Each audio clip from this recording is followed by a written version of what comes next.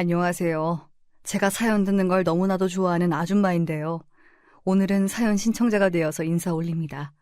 아주 신기하고 재미있는 경험이 될 것 같네요. 저는 옛날에 말이지요. 친정집이 폭삭망하는 일이 있었습니다. 친정 아버지가 보증을 잘못 서셨던 게 문제였어요. 그게 잘못되어서 그 바람에 집이 폭삭 망했죠. 문자 그대로 집이 날아갔어요. 집이 없어서 친정 식구들이 길거리로 내몰렸습니다. 엄마, 우리 혹시 내일도 길에서 자야 하는 거예요? 어렸던 저는 친정엄마의 손을 꼭 붙잡으며 그렇게 여쭈어 봤었지요. 제대로 먹지도 씻지도 못하는 환경이었으나 지금 생각해보면 그랬던 것 치고는 제 몰골이 괜찮았던 것 같아요. 엄마가 워낙 신경을 잘 써주시는 분이었거든요. 어떻게든 어린 자식의 몸을 씻기고 특히나 얼굴을 깨끗하게 문질러주면서 눈곱이 있는지 없는지 자세히 들여다봐 주시는 분이었습니다. 제가 여쭈었을 때 엄마는 저에게 고개를 살살 저으시면서 아니라고 대답해 주셨었죠. 오늘은 남의 집 뒷마당에서 자기로 했다고, 그럴 수 있을 것 같다고, 적어도 길바닥은 아니라고. 그렇게 알려주셨고 저는 신이 나서 엄마의 손을 붙잡은 채로 방방 뛰었습니다.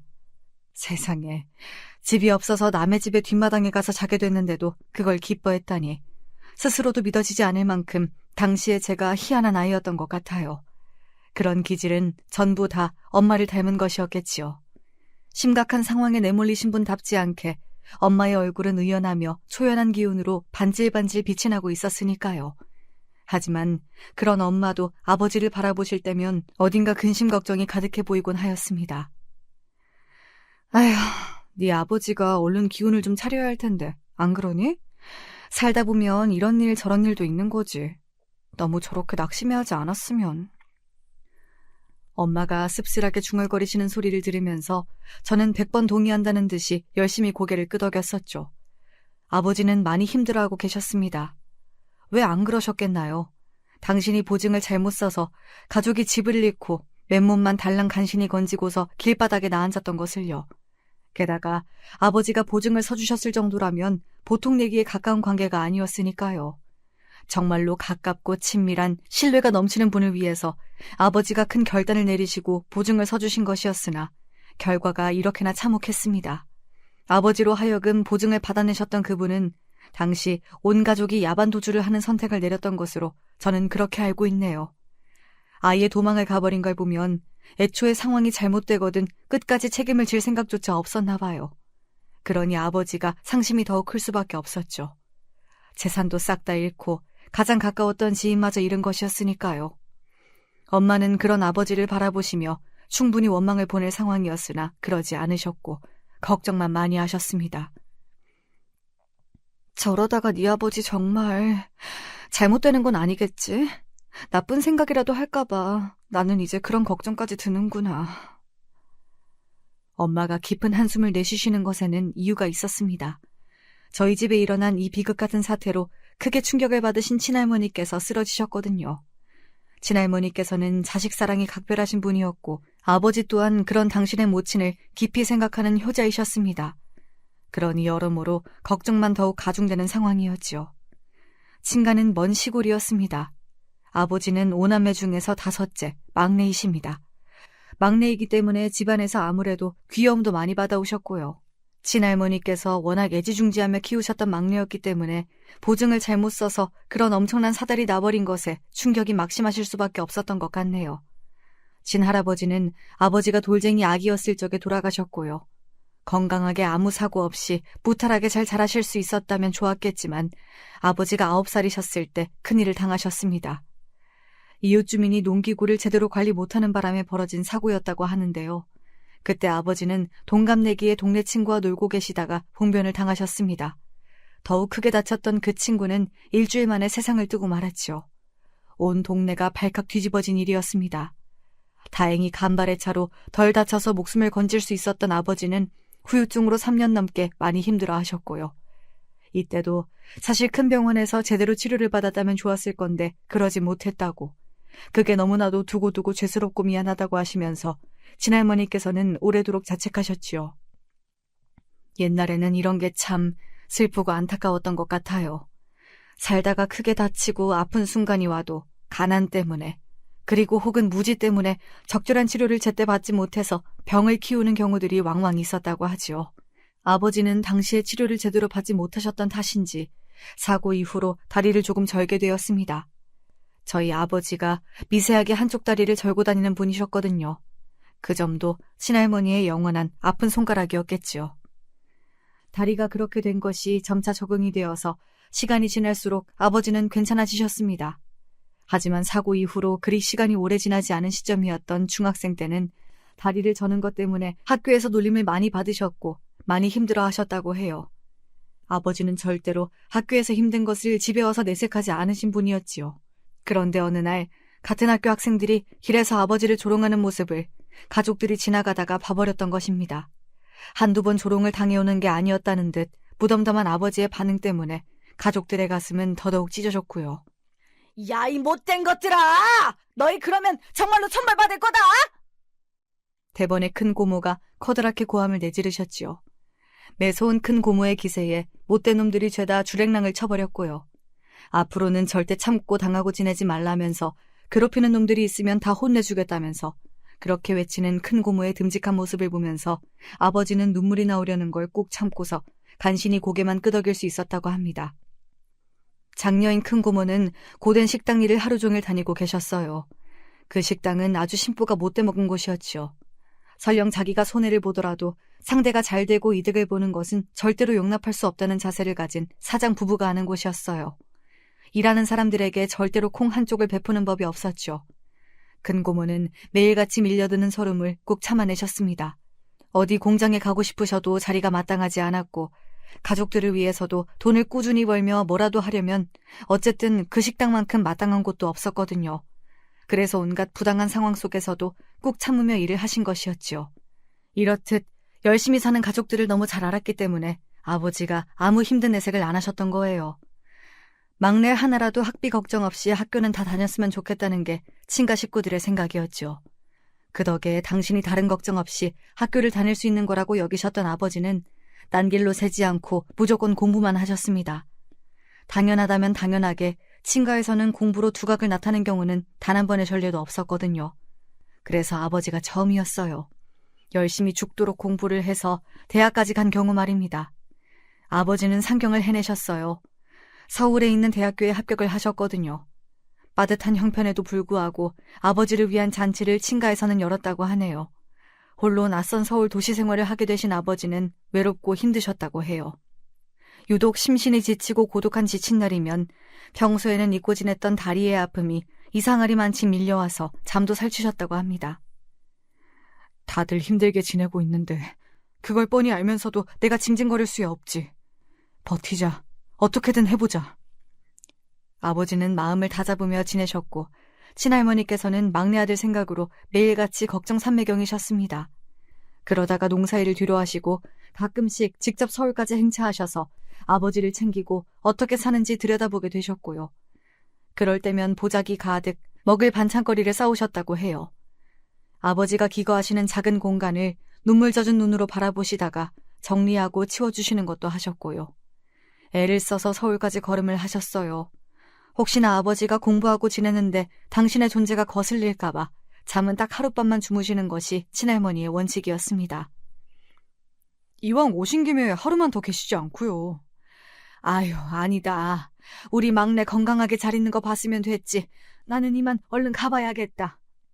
나서시는 순간까지도 그 좁은 공간을 쓸고 닦고 그러시면서 먹을 것은 충분히 있는지 재차 확인을 하시던 그런 친할머니의 모습은 아버지의 눈앞에 오래도록 아른아른거리는 순간들로 남았습니다.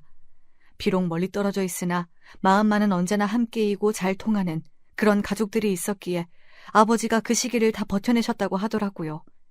아버지는 대학을 졸업하신 후에 직장도 서울에서 잡으셨습니다. 성실하게 직장 생활을 시작하신 뒤에는 평생의 짝꿍을 만나셨고요. 엄마는 서울과 멀지 않은 경기도에 오래된 골목들이 가득한 동네에서 태어나 자라신 분입니다. 겨울에는 저절로 이가 딱딱 부딪히고 발가락이 얼었나 싶어서 계속 만져보고 확인해야 하는 그런 집에서 유년 시절을 보내셨지요. 너무나도 어려운 형편이었어요. 그런데 정말 특이한 건 말입니다. 외가 분위기가 긍정적이고 낙천적이었다는 거예요. 집이 너무 가난해서 먹을 게 콩 한쪽밖에 없으면 슬프고 힘들지 않겠어요. 하지만 외가는 그 콩 한쪽을 나누어 먹는 것도 즐거움이라고 하면서 웃음을 잃지 않은 집안이었습니다. 엄마는 중학교 졸업도 못하신 분이에요. 일찍이 공장에 가셨기 때문입니다. 친가와는 다르게 외가는 거주지와 멀지 않은 곳에 공장들이 있었다고 하거든요. 엄마는 또래 친구들이 학교에 가는 모습을 보게 될 때면 씁쓸한 기분이 들기도 하였으나 그래도 항상 씩씩한 발걸음을 공장으로 돌리셨다고 합니다. 이런 길이 있으면 저런 길이 있는 법이지? 세상 사람 모두가 똑같은 길을 걸어갈 수는 없는 법이잖아? 형편 때문에 짧은 가방끈을 쥐고서 공장에 다니셨던 엄마의 10대 시절은 온통 일을 나가고 들어오고의 반복일 뿐이었습니다. 삭막하고 힘든 일상의 무한 반복이었으나 엄마는 그 안에서 즐거움을 찾으려고 하셨어요. 쉽게 낙심하지 않으셨고요. 당신만의 개성을 지니고 계신 분이기도 했습니다. 태어날 때부터 쭉 가난하게 살았고 단조롭고 피곤함이 가득해 보이는 그런 일상을 지내시는 분이었지만 희한하게 패션에 관심이 많으셨어요. 누가 안 입는다고 하면서 아직 멀쩡한 옷이라든지 아니면 천을 내놓는다고 하면 엄마가 그걸 무조건 가져오셨다고 합니다. 그걸 수선해서 당신만의 세상 하나뿐인 옷이며 가방이며 혹은 머리띠로 만들어서 활용을 해내셨어요. 수선하는 걸 특별히 배우신 것은 아니었고 여기저기서 겪는 줄로 보셨던 게 전부였는데 독학으로 하신 것이었고 타고난 손재주가 따라주셨어요. 그런 엄마를 보며 주변 사람들은 심심치 않게 이런 소리를 던졌습니다. 쟤는 암만 해도 서울로 가야겠네. 그러면 외할머니께서 발끈하는 반응을 보이셨고요. 서울은 뭐 아무나 가나? 가서 뭐라도 할 게 있는 사람이나 가지. 답지 않게 툴툴거리시는 외할머니의 모습을 사람들은 의아해했습니다. 그러나 외할머니의 입장에서는 말 잘 듣고 착하고 어여쁜 딸이 멀리 서울로 가버리면 너무 섭섭하고 적적할까봐 괜히 덜컥 겁이 났던 것이지요. 서울로 보내더라도 돈을 쥐어 보내야 할 텐데 그런 여력도 전혀 안 되었고요. 그러던 어느 날 엄마의 나이 19에 영 좋지 못한 일이 발생하고 말았습니다. 공장에 다니던 엄마를 그간 눈여겨보면서 노려온 어떤 노총각이 있었던 건데요. 질이 나쁜 사람이라는 평가가 자자했다고 합니다. 그 노총각은 엄마만 봤다 하면 시도 때도 없이 어느 순간부터 찝쩍거리기 시작했고요. 엄마는 무시로 일관하면서 아예 상대를 안 해주려고 하셨습니다. 아무런 여지를 안 주려고 하신 것이었죠. 그런데 거기서 깔끔하게 물러날 인물인 것 같았으면 평가가 진작 나쁠 일이 없었겠지요. 그 노총각이 어느 날 술을 진탕 마신 채로 일을 마치고 공장에서 나온 엄마의 손목을 마구잡이로 붙잡았던 것입니다. 네가 뭔데 자꾸 나를 무시해. 오늘은 네 뜻대로 안 될 거야. 엄마한테 행패를 부리면서 그 노총각이 막무가내로 손을 잡아 끌었습니다. 자기랑 같이 가자면서 소리를 질렀고요. 손을 잡았으니 이제 다른 것도 해야 한다. 여자는 남자 앞에서 자빠지는 순간에 끝나는 거다. 그러면 결혼해야 한다. 막 이런 헛소리 또한 늘어났다고 합니다. 너무 놀란 엄마는 처음에는 온몸이 굳어버렸으나 이내 정신을 바짝 차리셨고 힘으로 밀린다는 것을 깨닫자마자 미친 듯이 비명을 지르셨다고 해요. 같은 공장의 사람들이 사람 살려 하는 커다란 소리를 듣고서는 달려나왔고 소리의 방향을 찾아서 따라간 끝에 엄마를 발견해 준 거예요. 공장에서 나온 사람들은 대부분 여자였으나 머릿수가 절대적으로 다수였기 때문에 한꺼번에 난리를 쳐주었지요. 그러자 그 노총각은 혼비백산하여 주랭랑을 쳐버렸습니다. 그 노총각이 자기 또래 여자한테 그렇게 굴었어도 천인 공로했을 텐데 한참 어린 여자한테 찝쩍거렸다는 사실은 그 공장 일대에 분노를 불러왔습니다. 그 미친 자식이 다시는 이쪽으로 발도 못 붙이도록 만들어야겠어. 그런 놈은 다시는 대가리도 똑바로 못 들고 다니도록 해야지. 엄마가 일하시던 공장을 비롯하여서 몇 군데 공장들의 관리자급들이 나서준 거예요. 근근히 공장의 인력이 부족해지는 때를 맞춰서 일을 해왔던 그 노총각을 이제 아무도 안 받아주기로 했습니다. 아예 단합을 해서 그 노총각을 내쳐버린 것이었죠. 공장의 왕 고참이 성실한 엄마를 좋게 봐주고 있었기 때문에 그런 움직임이 결국 가능했습니다. 엄마는 단 한 명을 위해서 모두가 그렇게 나서주었다는 사실을 두고두고 신기해하셨으며 그때를 곱씹으실 때마다 감동에 차오르셨습니다. 한 사람 한 사람이 뜻을 맞추면 그게 엄청난 힘이 되는구나. 덕분에 그 순간에 느꼈던 공포와 무력감 같은 끔찍한 것들이 금세 사라지고 있는 것 같아. 이제는 점점 아무렇지 않아지고 있어. 그 순간을 떠올려도 전혀 무섭지 않은 때가 곧 오겠지. 그래서 엄마는 그 사건을 끔찍하고 무서웠던 기억으로 남기지 않으실 수 있었어요. 고마운 감정이 차오르는 일로 엄마의 안에 남게 되었지요. 그리고 그 일 때문에 외할머니께서는 생각을 바꾸게 되셨습니다. 엄마가 그때 도움을 못 받으시고 만약 그대로 끌려가서 무슨 변고라도 당했다면 가정만 해봐도 너무 소름이 돋는 일이었으니까요. 어차피 남자를 만나 결혼은 하겠지. 그럴 거면 여기서 이렇게 수준 낮은 놈들 만나지 말고 차라리 큰 물에서 노는 놈들을 만나라. 어디 얼마나 괜찮은 놈들이 있는지 살펴보고 그중에서 제일로 괜찮은 놈을 잡아서 결혼하면 되지. 그러니 네가 이제 서울로 가서 사는 게 어떠니? 너도 이제 20 외할머니께서는 엄마에게 서울행을 권하셨어요. 그 예쁜 개성을 서울에 가서 꽃 피우면서 젊은 날을 살아보라고 하셨습니다. 엄마는 깜짝 놀라셨고 너무 갑작스럽다 생각하시면서도 차마 빈말로라도 거절을 못하셨지요. 다시 안 올 기회라는 생각이 들었기 때문에 가족들의 응원과 지원을 받을 수 있을 때에 가야 한다고 여기셨던 것입니다. 엄마의 가슴에는 늘 서울에 가서 살고 싶다는 바람이 들어 있었던 거예요. 그러나 외할머니께서 그걸 싫어하시는 걸 알고 있었기에 일부러 티를 내지 않고서 꽁꽁 감춰오신 것뿐이었지요. 상상하지도 못했던 계기를 통해 외할머니의 권유를 받아 서울로 가게 되셨던 엄마는 외로움과 불안을 끌어안은 채 타지 생활을 열심히 하고 있던 청년을 만나 사랑에 빠지셨습니다. 그렇게 제 부모님이 결혼까지 하시게 된 것이었죠. 한눈에 서로가 평생의 동반자라는 걸 아셨다고 하네요. 시골 출신의 차분하고 성실한 아버지와 긍정적이며 발랄한 엄마가 언제 어느 때고 행복하게 잘 지내셨던 건 아니에요. 의외로 부딪히시는 순간들도 많았습니다. 하지만 그럴 때면 아버지가 무조건적인 인내를 발휘하시거나 엄마가 긍정적으로 상황을 바라보시면서 매번 산을 넘을 수 있었던 것이었지요. 두 분은 외모부터 성격까지 너무 극과 극이었기에 이 점을 신기해하였던 저에게 엄마는 말씀하셨어요. 부부는 절대 서로 똑같은 사람을 안 만나. 그래서 맞추고 져주고 살아야 하는 거야. 상대는 내가 아니기 때문이야. 상대도 나처럼 생각하고 행동할 거라고 여겨서는 안 돼. 그래서 결혼 생활은 사랑보다 이해가 우선이 돼야 하는 거야. 나는 있잖아. 진정으로 상대를 사랑한다면 내가 지고 손해를 보더라도 무조건 이해를 해줘야 한다고 생각한단다? 그러면 결혼이라는 건 좋지 않은 것 같아요. 결혼해서 나한테 좋은 게 그러면 뭐예요? 아직 우리 딸이 알기에는 너무 어리지. 이 다음에 커서 결혼을 해보면 그때 알 수 있을 거야. 얼마나 서로가 잘 맞는지, 얼마나 이해가 필요한 사이인지. 그런 건 결혼해서 살아봐야 알 수 있는 것들이야. 그 이전에는 몰라. 엄마의 말씀을 납득하는 건 어려웠으나 그런 말씀을 해주실 수 있는 엄마가 아버지와 얼마나 보기 좋은 부부의 모습으로 살아가실 수 있는지는 어렵지 않게 머릿속으로 그리고 납득할 수 있었습니다. 그런 부모님을 둔 딸이었기에 저는 늘 가정 안에서 행복했습니다. 두 분 다 열심히 사셨어요. 앞만 보고 사셨고요. 서울의 뿌리를 조금씩 내려가며 성실하게 살던 나날이 끊긴 것은 아버지의 보증 때문이었지요. 보증을 잘못 서셨던 아버지 때문에 온 재산이, 집이 다 날아가 버렸습니다. 당장 갈 곳조차 없었습니다. 건진 물건도 몇 개 되지 않았어요. 엄마는 당연히 친가와 외가 양쪽에 도움을 청하고 기대해야 한다고 하셨습니다. 그러나 아버지는 거절하셨습니다. 절대로 그렇게 할 순 없다며 완강하게 구셨어요.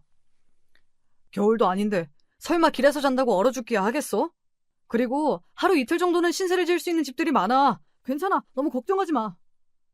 아버지의 고집스러운 외침 앞에서 엄마가 망연자실해 하셨습니다. 자식 생각은 안 하는 거냐고 엄마는 그렇게 따져 묻고 싶으셨다고 해요. 그러나 엄마는 아버지가 현재 자존심 때문에 차마 양가에게 의지를 하지 않으려고 하신다는 걸 눈치채셨습니다. 자존심과 미안함, 무력감, 그리고 자괴감 같은 게 아버지를 갉아먹고 있었던 거예요. 그래서 엄마는 아버지의 뜻대로 따라야 온전한 해결을 볼 수 있다고 판단을 하셨습니다. 아버지의 고집대로 따르신 거예요. 그리고 이 선택을 엄마는 물론 아버지도 후회를 하게 되셨습니다. 저희 집에 일어난 일 때문에 충격을 받아서 쓰러지셨던 친할머니의 건강 상태가 갑자기 확 나빠지면서 그만 돌아가셨던 거예요. 친할머니께서는 돌아가시기 전에 간신히 짧은 유언을 남기셨는데 그건 바로 미안하다, 애미가 못나서 라는 내용이었습니다. 그리고 그 유언이 향한 상대는 친정아버지일 거라고 친가에서 다 그렇게 생각을 하였어요. 저희 가족은 정신이 나간 채로 장례식장에 도착을 했고 큰 고모가 당장 친정아버지의 뺨을 치셨습니다. 너 제발 정신 차리고 똑바로 살아. 우리 집에서 서울까지 가서 대학 나온 건 너뿐이잖아. 네가 지금까지 쌓아온 모든 걸 잃은 기분이겠지. 그래, 잃기야 했지. 하지만 그런다고 인생이 끝이니? 너 이제 처자식 둔 몸이야. 너 이제 그렇게 살면 안 되는 거야. 네 인생은 지금부터라고 생각하면서 더 잘 살아보란 말이야. 우리가 도와줄게, 이 못난 녀석아. 돈 받는 게 뭐 어때서 그러고 있어. 그러지 마. 나는 집에다가 뭘 해준 적도 없는데 왜 나를 도와줘? 나는 막내랍시고 받기만 해왔어. 나 옛날에나 힘들었지. 나이 들고서는 다리 때문에 크게 구애받은 적도 없었어. 나 불쌍하고 힘 없는 놈 아니니까 나 알아서 할 수 있어. 객기 부리지 마라, 이 녀석아. 네가 막내잖아. 우리 집 막내가 너니까 너는 누려도 되는 거야. 알았어? 큰 고모의 애정 가득한 호통 앞에서 아버지는 눈물을 떨구셨고 그때부터 마음을 고쳐 잡수셨어요. 아버지 당신은 아니라고 하셨지만 남들과는 걷는 모양이 다를 수밖에 없는 다리 때문에 항상 조금씩 피해의식을 달고 사셨지요. 그게 아버지를 가로막고 있었는데 이제는 달라지기로 하셨던 거예요. 친할머니의 영정 앞에서 맹세를 하셨죠. 그리고 저희 가족은 외가에 가서 지내게 되었습니다. 외할머니께서는 아버지를 탓하지 않으셨고 그저 묵묵히 공간을 내어주셨을 뿐이었어요. 그 모습을 보며 엄마는 빙근의 미소를 지으셨고요. 외갓집과 1시간 거리에 큰 고모가 살고 계셨는데요. 그때 큰 고모가 당신의 시댁으로부터 혹시 작게 식당이나 해보지 않겠냐는 제의를 들었다면서 실없이 웃으셨습니다. 하지만 듣던 엄마의 표정은 진지했죠. 큰 고모에게 식당을 한번 해보시는 게 어떠냐며 적극적으로 권유를 하셨고요. 그 덕에 용기를 얻으신 큰 고모가 식당을 작게 내셨습니다. 엄마가 가서 일을 도와주셨고요. 워낙 센스가 좋으신 분이라 식당 구석구석을 아기자기하게 잘 꾸미셨습니다. 작은 식당에 그렇게 꾸며봤자 뭔 소용이 있겠냐고 큰 고모는 그러셨지만 손님들의 반응은 좋았고요. 또한 엄마는 직접 위생모와 앞치마도 만드셨고요. 그러자 작은 식당이지만 어엿한 체계를 갖춘 곳으로 보이게 됐습니다. 처음 오는 손님들로 하여금 신뢰를 만들더라고요. 그리고 워낙 큰 고모가 식당에서 굴을 대로 굴러보셨던 분이라 조리부터 서빙까지 기가 막히게 해내셨습니다. 저는 엄마의 손에 이끌려 항상 식당에 갔었고 그런 모든 모습들을 보며 자랐지요. 결국 식당이든 뭐든 장사는 사람이 하는 거야. 사람이 잘해야 하고 그 안에서 사람끼리 잘 지내야 하지. 사람이 별로이면 손님들은 결국 그 불편함을 눈치챈다. 모를 것 같아도 신기하게 다 알더라. 달변가이신 큰 고모의 입에서 나오는 말씀들은 때마다 저의 눈을 빛나게 만들었습니다. 길바닥에서도 지내봤던 저희 가족은 정말 악착같이 살았지요. 그 시기를 아버지는 버텼다고 표현을 하셨습니다. 그리고 긍정적인 엄마의 성격 덕분에 버틸 수 있었던 것 같다고 덧붙이셨고요. 제 눈에도 아버지와 엄마는 외모부터 성격까지 극과 극으로 반대였으나 그렇기 때문에 결국은 서로에게 원동력이 되어주셨던 것 같더라고요. 열심히 하루하루를 살아가시는 부모님을 보며 씩씩하게 자라난 저는 고등학교 졸업 후에 전문대로 입학을 했습니다. 짧은 재학 기간 동안에 좋은 기회를 얻어서 일본에서 한 학기를 지내게 됐는데요. 저는 희한하게 공부는 뒷전이고 일본의 식당을 돌아다니는 것에 빠져버렸어요. 그런 저를 일본에 같이 갔던 동기들이 걱정하는 눈길로 바라봤지만 엄마를 닮아서인지 저는 낙천적이었고 즐거운 체험을 꿋꿋하게 이어갔습니다. 그 시간들이 제 취업에는 별로 도움이 안 됐죠. 하지만 나중에 다른 도움으로 돌아왔어요. 사람 인생이란 모를 일이네요. 저는 그저 그런 중소기업에 취업을 해낸 뒤 제법 성실한 인상을 위에 심어주었어요. 어느 날 옆부서 과장님이 저에게 남자 소개를 받지 않겠냐고 물어보셨는데 제가 워낙 성실하고 괜찮은 것 같아서 이야기를 꺼내는 거라고 설명을 하셨습니다. 상대는 서울 4년제 대학을 나왔고 집에 돈이 좀 있는 편이라고 했어요. 깜짝 놀란 제가 그 남자의 직업은 뭐냐고 물었더니 그 과장님이 난색을 표하시며 그건 직접 만나서 물어보라고 하셨고요. 호기심이 생겨서 일단 소개를 받기로 했죠. 그렇게 제가 남편을 만났습니다. 저는 대체로 긍정적이고 낙천적인데 남편도 비슷했어요. 심각한 걸 싫어했거든요. 일은 어디 멀쩡한 기업에 다니다가 현재 쉬는 중이라고 하였습니다. 퇴사는 현실이 아닌 꿈을 택한 거였지. 나는 그리고 꿈을 현실로 만들고 싶어. 나만의 꿈이 가득한 길을 찾아보는 중이야. 언뜻 듣기에는 되게 멋있고 그럴싸한데 알맹이가 없는 남편의 이 발언을 당시에 저는 매력적으로 느꼈습니다. 제가 당시에는 생각하는 게 어렸던 듯 싶네요. 시아버지께서는 많이 편찮으신 상태였고요. 그래서 시어머니께서는 저와 남편이 빨리 결혼을 하기를 바라셨습니다. 남편의 누나인 시누이는 이미 결혼을 한 상태였는데 많이 먼 지역에서 살고 있었고요. 저는 남편과 처음 만난 때로부터 딱 11개월 만에 결혼식을 올렸습니다. 결혼을 빨리 안 할 이유가 없어서 그냥 후딱 해버린 것이었죠. 시아버지께서 편찮으시다는 시댁 쪽의 사정도 있었지만 제가 결혼하면 저희 부모님이 시골로 내려가 살고 싶어 하셨기에 더 지체 없이 굴었던 것도 있습니다. 시골이라 함은 다름 아닌 아버지의 고향인 제 친가였고요. 아예 내려가신다는 건 아니었고 몇 년만 그곳에서 살아보신다는 이야기였습니다. 당신의 아들이 얼른 결혼하기를 애타게 바라셨던 시아버지께서는 바람을 이루신 뒤에도 근심 걱정이 많아 보이셨습니다. 아들놈이 하도 변변치 않아서 내가 걱정이 되어서 맘 편히 죽을 수도 없네. 시아버지께서 툴툴거리실 때면 시어머니께서는 민망함에 헛기침을 하셨고 저희 부부는 입을 꼭 다무는 수순이었지요. 유구무원이었습니다. 남편은 그놈의 꿈을 찾는 여정이 대체 무엇인지 그걸 끝낼 기미가 안 보였습니다. 소신 있고 줏대 넘치는 남자가 아니라 허황되고 뜬구름 잡는 만년 백수 기질의 남자라는 사실을 결혼하고 나서야 저는 깨닫게 되었지요. 배우자가 생겼고 이제 결혼한 몸이 되었는데도 책임감 있게 그 이전과 달리 살 작정은 조금도 안 하고 그저 유유자적하게 하루하루 시간만 죽이는 남편의 모습을 보면서 저는 속으로 많이 놀랐습니다. 당신은 그러고 사는 게 아깝지도 않아? 시간이 아깝고 그 젊음이 아깝잖아. 진정한 적성을 찾아서 일을 해볼 거라면서 대체 그건 언제 찾을 건데? 나도 아무 생각 없이 지내는 건 아니야. 나도 머릿속으로는 항상 많은 생각을 하고 있어. 남편이 자존심 상한다는 듯 받아쳤지만 그뿐이었죠. 행동으로 보여주는 건 없었습니다. 저는 매일같이 성실하게 직장 생활을 하는 입장이었기 때문에 남편의 그런 면모를 더욱 이해할 수 없었던 것 같아요. 묵묵하게 일을 다니는 건 아버지의 기질을 물려받았죠. 긍정적으로 상황을 해석하고 최대한 상대를 온전히 존중해 주려고 하는 기질은 엄마에게서 받았고요. 아마 다른 여자였다면 결혼하자마자 남편하고 머리채 잡고 싸웠을 거예요. 답답해서요. 하지만 저는 남편에게도 자기만의 길이 있고 인생이 있을 거라고 생각해서 최대한 이해를 해보려고 한 것입니다. 가끔 속이 터지긴 했지만 제 일이나 잘하자는 생각으로 직장 생활을 계속했더니 그런 저를 시아버지께서 감명 깊게 보신 모양이었어요. 시댁은 3층짜리 작은 건물을 가지고 있었어요. 오래되고 아담한 상가 건물이요. 거기 1층에 자리가 나면 남편이 장사를 했으면 좋겠다고 하셨습니다. 물론 남편의 능력이 부족해 보이니 제가 옆에서 전적으로 돕는 그림이 필요했고요. 그 건물은 시댁의 유일하게 그럴싸한 재산이었으며 남편의 비빌 언덕이기도 했습니다. 집안에 그런 게 없었다면 멀쩡한 대학 나와서 다니던 직장 때려치우고 백수로 지낼 리가 없었지요. 집에 뭐라도 있으니까 믿는 구석이 있어서 그랬던 것입니다. 시아버지께서 말씀하신 1층 자리는 곱창집이었어요. 참고로 3층에는 오래 운영을 해온 기원이 있었는데요. 6년 전인가 어떤 할아버지가 기원을 나오시다가 계단에서 굴러서 중태를 입으셨던 사고가 있었다고 해요. 사고 이후 1년 정도가 지나서 결국 돌아가셨고요. 기원 사장님이 알고 보니 그 할아버지와 평소에 자주 다투셨다는 후문이 있었고 온갖 음모론이 돌았습니다. 그 기원은 사고 이후 2년 만에 문을 닫았고요. 시아버지께서는 그때부터 건물에 망조가 들었다고 보셨습니다.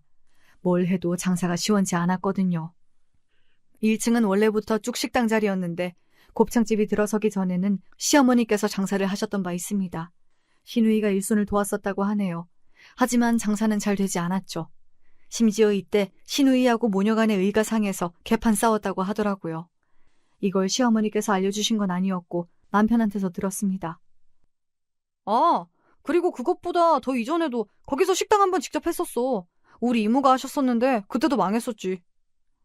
시댁 측에서 총 2번 장사했다가 다 말아먹었고요. 손해만 극심했습니다. 그렇게 돈을 까먹어서 스트레스가 쌓이는 바람에 시아버지의 건강이 더 나빠졌던 거라고 남편은 그런 소리를 농담투로 뱉었고요. 곱창집도 장사 안 돼서 계약 끝나는 대로 나가는 마당에 그 자리에서 장사를 해봤자 초짜이기도 하니까 당연히 실패일 거라고 남편은 예상했어요. 저보고 시아버지의 제안을 거절하라고도 했습니다. 저도 그럴 생각이었는데 마침 신기하게도 직장의 상황이 어려워졌던 거예요. 다니기에 눈치가 보일 정도였죠. 그래서 저는 이럴 때에 그만두고 식당을 해보는 쪽으로 마음이 기울었습니다. 사실 어렸을 때 많이 봤던 큰 고모가 식당 하시던 모습이 자꾸만 눈에 아른아른거렸거든요. 보나마나 말아먹겠지만 큰 코를 다쳐보는 것도 나쁘지 않겠지. 대신 손해를 본 만큼 네가 다 갚아야 한다. 시어머니의 짜증스러운 엄포 앞에서 저는 어머님도 망하셨을 때 보상을 직접 하셨냐고 여쭈고 싶었지만 꼭 참았습니다. 남편에게는 그런 소리 안 하시고 응원이나 해주시던데 왜 저한테만 그러셨는지 모를 일이었네요. 아무튼 남편은 아무런 생각이나 계획이 없었기에 제가 전부 다 구성을 했습니다. 메뉴는 퓨전 일식이었어요. 일식은 달고 짜니까 한식에 칼칼하고 담백하며 개운한 맛을 접목시키고자 하였지요. 제가 대학 시절 일본에서 지냈던 그때부터 생각을 해온 것들이었답니다. 개성이 넘치는 대신 맛은 대중적인 것에 가까웠어요. 제가 모든 준비를 다 했고 남편은 한 게 정말로 아무것도 없었죠. 다만 남편이 가게 주인이었으니 당연히 나와서 장사를 같이 하는 거였습니다. 저 혼자서 어떻게 하나요? 누군가는 더 있어줘야죠. 첫 술에 배부를 순 없다지만 장사는 오픈빨이라는 게 있잖아요. 그래서 새로 오픈을 하니까 궁금해서 와주시는 주변 동네 분들이 좀 있었습니다. 그리고 남편은 단 5일 만에 들어 누웠습니다. 5주 아니고 5일 맞아요. 일주일도 못 버틴 거였죠. 어떨 때는 갑자기 손님이 들이닥쳐서 정신이 하나도 없고 그거 지나면 또 아무도 안 와서 지루하고 설거지며 청소할 건 왜 이렇게 끝이 없는지. 남편은 못 해먹겠다고 하면서 소주병을 깠습니다. 적성에 안 맞고 비위에 안 맞는다고 했어요. 그럼 대체 남편은 뭘 하면서 살려는 걸까 싶어서 저는 착잡했는데 시어머니께서는 다른 의미로 마음이 아프신 모양이었습니다. 힘들어서 못하겠다는 사람한테 억지로 시키지 말고 가게는 네가 알아서 하면 안 되겠니? 오픈빨도 곧 떨어질 텐데 하루 종일 팔이 날리면 너 혼자서도 할 수 있잖아. 네? 아무리 그래도 저 혼자서요? 네가 사람을 구해서 쓰든가. 너한테 내가 이런 소리 안 하고 싶었는데 나라고 자식을 능력 좋은 인물로 안 키우고 싶었던 줄 아니? 하지만 내 바람과는 다르게 결과물이 그런 걸 어쩌니? 그나마 대학 좀 잘 간 거 그거 하나 인생에서 해냈다며 이제는 아무것도 안 하고 싶어하는 그런 아들내미를 둔 이 어미의 심정은 어떻겠니? 시어머니께서는 아들 일에 신경 쓰고 머리 아파하는 걸 이제 좀 그만하고 싶다고 하셨습니다. 식당 일 때문에 남편이 앞으로 이러니 저러니 할 걸 생각만 해도 가슴이 답답하다고 하셨어요. 그러니 남편은 두고 제가 전적으로 알아서 식당을 좀 운영을 해줬으면 좋겠다고 그러셨습니다. 어차피 망할 거라고 보지만 그래도 혹시나 성공을 해낸다면 저를 업고 다니겠다고 하셨고요. 저는 남편이 제가 알게 된 것보다도 더욱 한량스러운 남자라는 것에 충격을 받았으나 특유의 긍정적인 성격을 발휘해보기로 하였습니다. 이왕 이렇게 된 거 제 뜻대로 어디 한번 다 해보겠다는 뜻이었지요. 전에 하시던 식당은 다른 사람에게 넘기신 지 오래이고 이제는 쉬고 계셨던 큰 고모에게 연락을 드려서 본격적인 자문을 구했습니다. 엄마에게도 연락을 드려서 얻을 수 있는 조언을 구했고요. 그리고 며칠 뒤 엄마는 손수 만드신 테이블볼을 보내주셨습니다. 정말 독특하고 예뻤어요. 테이블마다 그 천을 깔았을 뿐인데 매장 내부가 완전히 달라 보이더군요. 세상에 거추장스러워라. 식당에 들러보셨던 시어머니께서는 기겁을 하셨으나 저는 무시하고 그대로 진행했고요. 이건 탁월한 선택이었습니다. 독특한 테이블보 때문에 젊은 사람들 사이에서 반응이 확 오기 시작했던 거예요. 왜냐하면 젊은 손님들은 맛뿐만 아니라 시각적인 것도 중요시했거든요. 테이블보 덕분에 음식 사진이 개성 넘치고 예쁘게 나오는 식당으로 인터넷에서 홍보가 되기 시작했습니다. 퓨전 일식이 남녀노소 모두 쉽게 도전해볼 수 있는 메뉴였기에 계속해서 새로운 손님들이 식당을 찾아주게 되셨어요. 그러다 보니 어느새 식당이 타 지역에서도 찾아주는 맛집이 되어 있었고 함께 일하는 직원들도 많이 생겨 있었지요. 바쁘고 고되었지만 그 안에서 보람을 찾으며 이게 바로 제 적성이자 꿈이라고 생각했습니다. 그렇게 연 매출 30억 정도까지 나오는 대박 식당이 되었는데 정작 결혼 생활은 파탄의 길로 가고 있었습니다. 정반대였죠. 말로 설명할 순 없으나 미묘하게 남편에게서 바람이 난 것 같다는 느낌을 받고 있었습니다. 제가 의심하는 눈초리를 보내자 남편은 억울하고 황당하다며 펄쩍 뛰었고요. 그러던 어느 날 시어머니께서 저에게 그러시더군요. 이만 이혼하라고요. 둘이 안 맞는 것 같으니 이쯤에서 끝내라고 하셨습니다. 식당 일도 이제 다 내려놓으라고 하셨습니다. 원래 우리 아들 거잖아. 너는 바지 사장 같은 거였고. 이제는 제자리로 돌아가야지. 그 말씀을 듣자마자 제 머릿속에서 떠오른 건 토사구팽이었어요. 백수가 체질인 남편의 목까지 열심히 쉬지 않고 달린 대가가 고작 이것이었습니다. 그럼 저한테 재산 주세요. 식당이 이렇게 잘 된 건 전부 제 덕이잖아요. 어머님도 인정하시죠? 뭔 인정? 네가 많은 걸 하긴 했다만 애초에 우리 집안이 아니었다면 너는 구멍가게도 못 냈어 이거사! 저는 어머님 아들이 바람났다고 생각을 해요. 그래서 본래 저를 못마땅하게 보시다가 이참에 며느리도 갈아치우면 좋겠다고 어머님이 이번엔 작정을 하신 거라고 여기는 중이고요.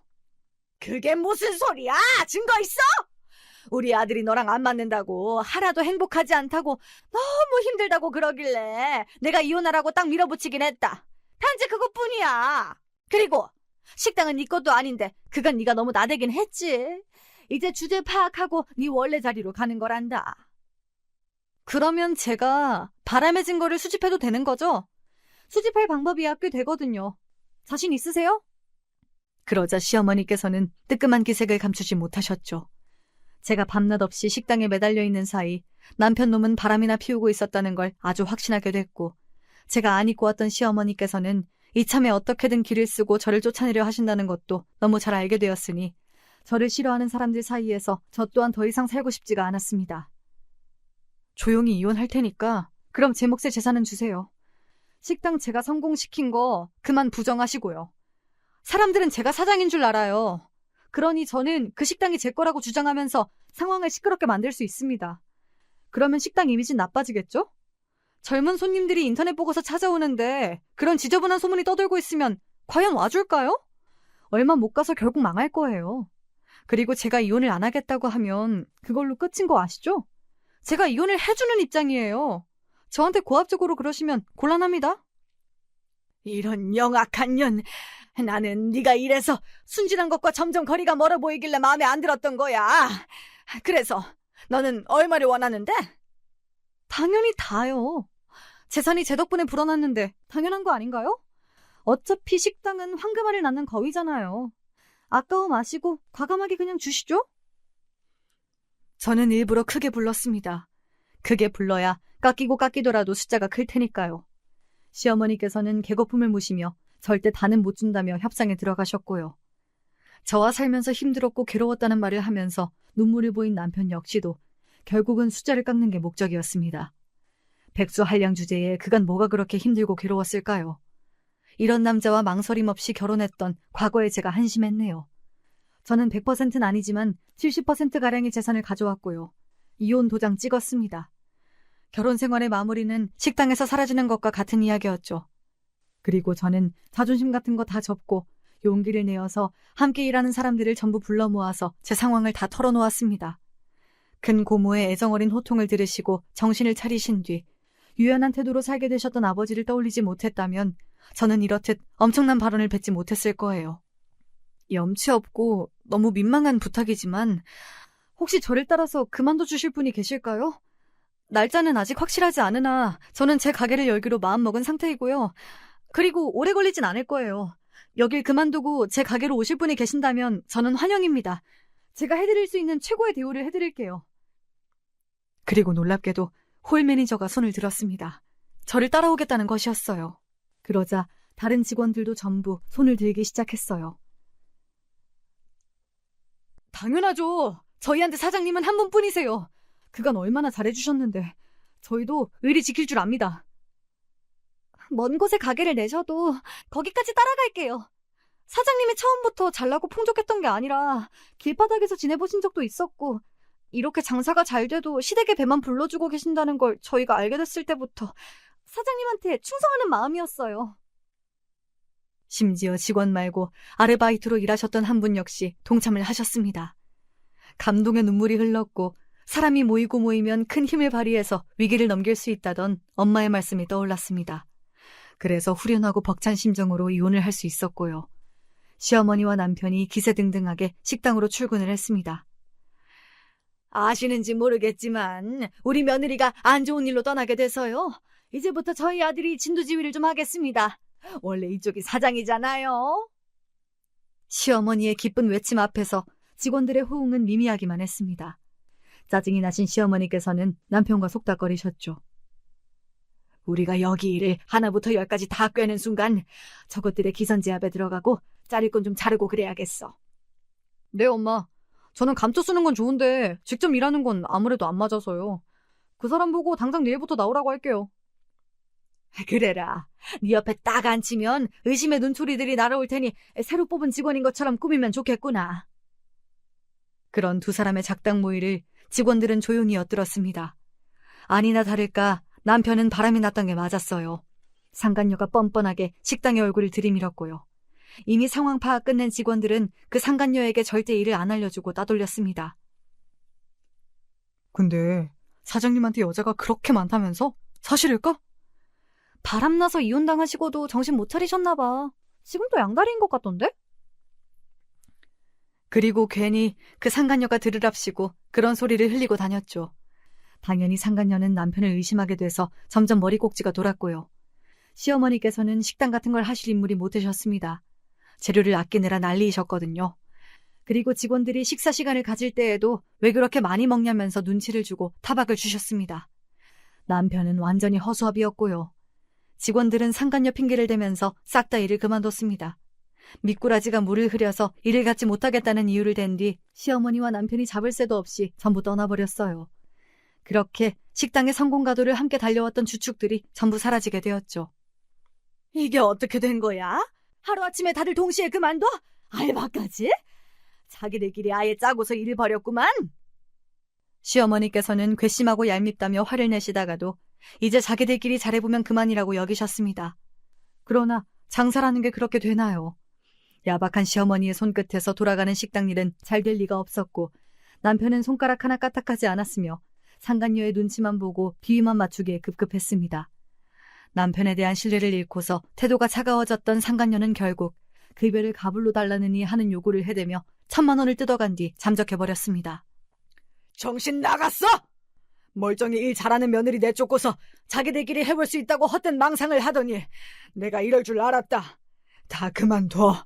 다 때려쳐. 꼴도 보기 싫으니까. 안 좋게 바뀐 걸 귀신같이 알아차린 손님들은 발길을 끊기 시작했고 인터넷에서도 혹평이 쏟아지면서 식당은 금세 파리만 날리게 되었습니다. 시아버지께서 분노하신 건 당연한 수순이었습니다. 계륵 같았던 그 건물을 아예 팔아버리셨어요. 저기, 아버지? 그러면 저한테 올 재산은요? 그건 어떻게 되는 거예요? 네? 현금으로 갖고 계실 건가요? 당황한 남편이 외쳤으나 시아버지께서는 묵묵부답이었다고 하셨습니다. 남편이 좌절했고 시어머니께서는 뒷목 잡고 쓰러지셨어요. 원래 건강이 안 좋으셨던 시아버지를 단숨에 따라잡으시더군요. 편마비가 와서 일상생활이 완전히 무너졌습니다. 괜히 욕심을 부리다가 이렇게 되었다며 지독한 후회를 하셨고요. 내가 진짜 뭐에 홀렸었나? 내가 왜 그랬지? 일 잘하는 와이프한테 자격지심이나 느끼면서 바람을 피울 게 아니라 떠받들면서 지내기만 했어도 지금쯤 떵떵거리면서 지내고 있었을 텐데 나는 그냥 집에서 쉬면서도 걱정 없이 살 수 있었을 텐데 내가 도대체 왜 그랬을까? 후회에 빠진 건 남편도 마찬가지였습니다. 지나고 난 일을 되돌릴 순 없었죠. 제가 새로 차린 아담한 식당에 찾아와서 남편이 눈물로 용서를 빌었으나 저는 거들떠보지도 않았습니다. 여지를 주고 싶지도 않아서 남편이 울면서 무슨 말을 떠들든 그냥 무심하게 딴 곳이나 바라보고 있었네요. 그런 남편의 모습을 직원들이 혀를 끌끌 차며 바라봤고요. 가게 규모는 작았으나 함께 일했던 분들을 저는 다시 불러 모은 뒤였습니다. 의리에는 의리로 보답을 할 차례였으니까요.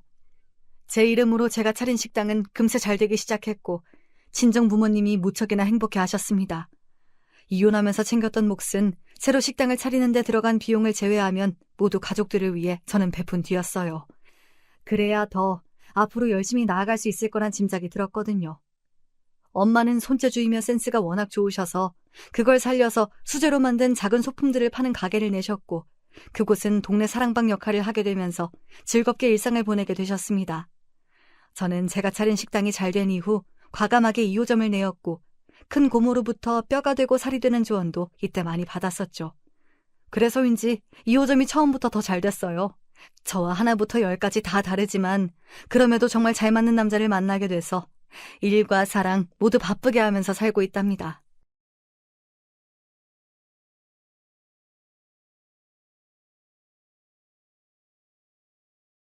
안녕하세요. 저는 현재 큰맘 먹고 열심히 살아가고 있는 30대 후반의 여성입니다. 열심히 살아왔고 그래야만 해서 더 독하게 목표를 세우고 있는데요. 제가 이렇게 칼을 갈게 된 건 다 제 남편 때문이에요. 더불어 거기에 붙어 있는 못된 인간들 때문이기도 하고요. 우선은 남편이 문제기도 하지만 남편과 연관된 같은 여자인 시어머니 때문에도 아주 죽을 맛이었어요. 우리 어머니는 이런 표현이 좀 세기도 하지만 아주 야비한 늙은 두더지처럼 자기 아들과 자기 욕심에만 따라 이끌리시던 분이에요. 그래서 남편도 피곤해했었고요. 우리 엄만 나 낳기 위해 엄청 고생을 해서 그런지 누나들과 달리 너무 날 올감했는 느낌이야.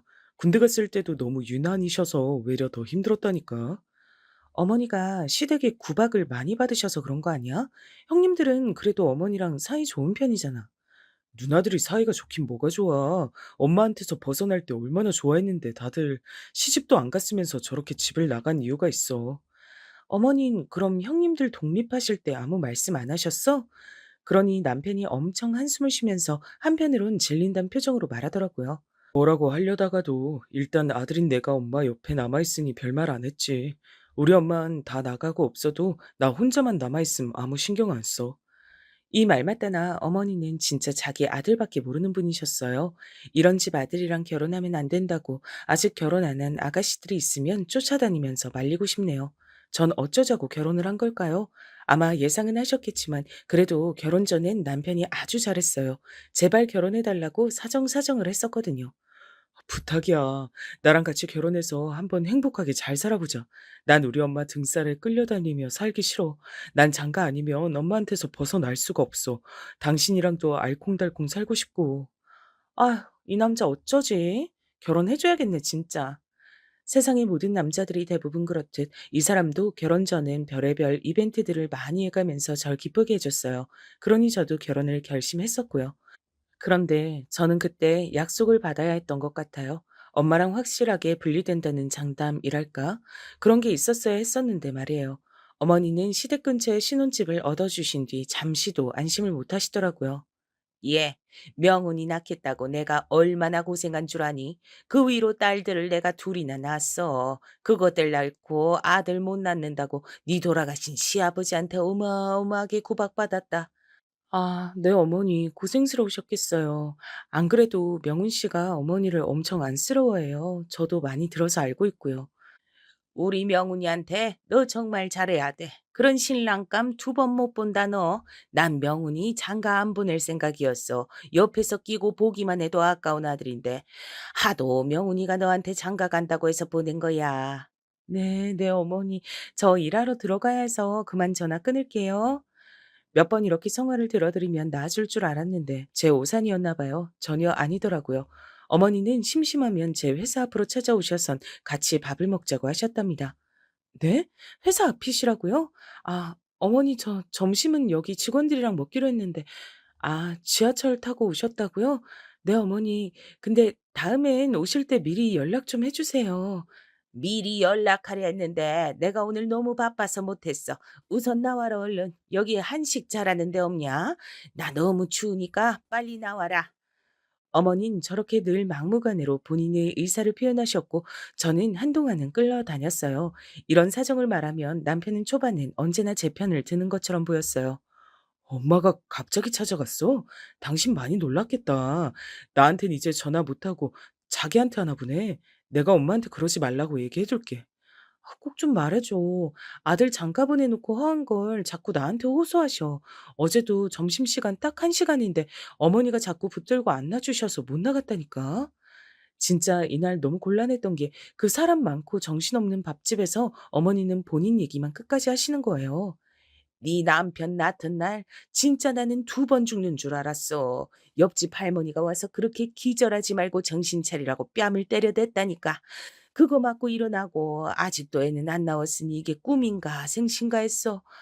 아이고 애기 낳는 거 진짜 힘든 일이네요 어머니. 그래. 그러니까 너도 고생 안 하고 한 번에 아들 낳으려면 지금부터 공을 들여야 돼. 명훈이도 아들 낳고 싶어 할 거야.